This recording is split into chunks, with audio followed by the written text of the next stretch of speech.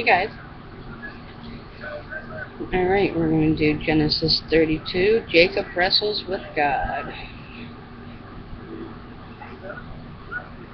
Jacob also went on his way, and the angels of God met him. When Jacob saw them, he said, "This is the camp of God." So he named the place Mahanaim. Jacob sent messengers ahead of him to his brother Esau in the land of Seir, the country of Edom. He instructed them, "This is what you are to say to my master Esau. Your servant Jacob says, I have been staying with Laban and have remained there till now. I have cattle and donkeys, sheep and goats, manservants and maidservants.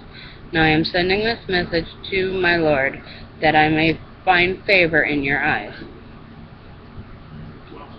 When the messenger returned to Jacob, they said, "We went to your brother Esau, and now he is coming to meet you, and 400 men are with him." In great fear and distress, Jacob divided the people who were with him into two groups, and the flocks and herds and camels as well. He thought, if Esau comes and attacks one group, the group that is left may escape. Then Jacob prayed, "O God of my father Abraham, God of my father Isaac, O Lord, who said to me, go back to your country and your relatives, I will make you prosper.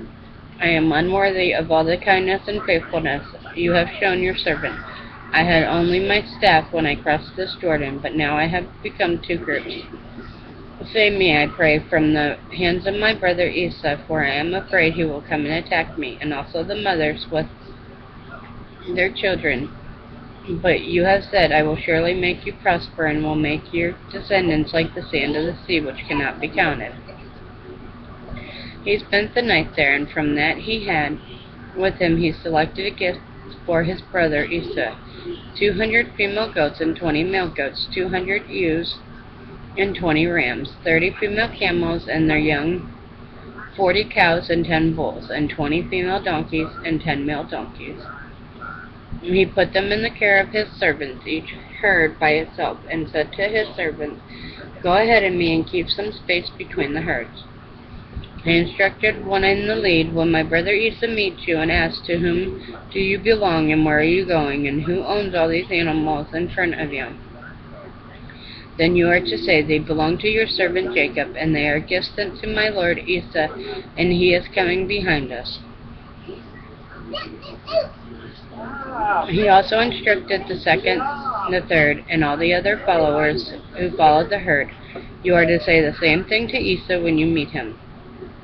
And be sure you say, 'Your servant Jacob is coming behind us.'" For he thought, "I will pacify him with these gifts. I am sending on ahead.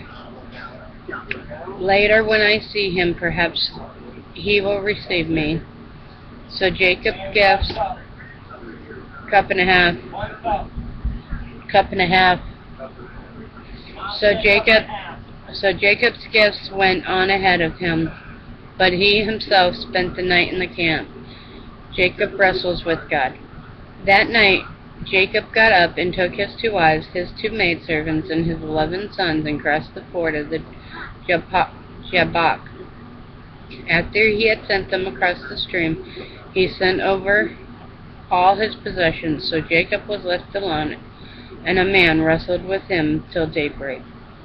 When the man saw that he could not overpower him, he touched the socket of Jacob's hip, so that his hip was wrenched, and he wrestled with the man.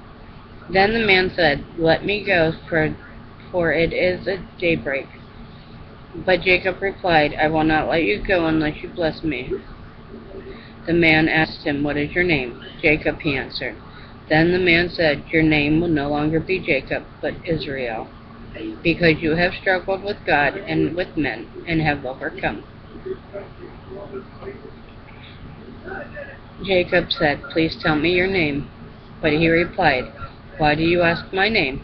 Then he blessed him there.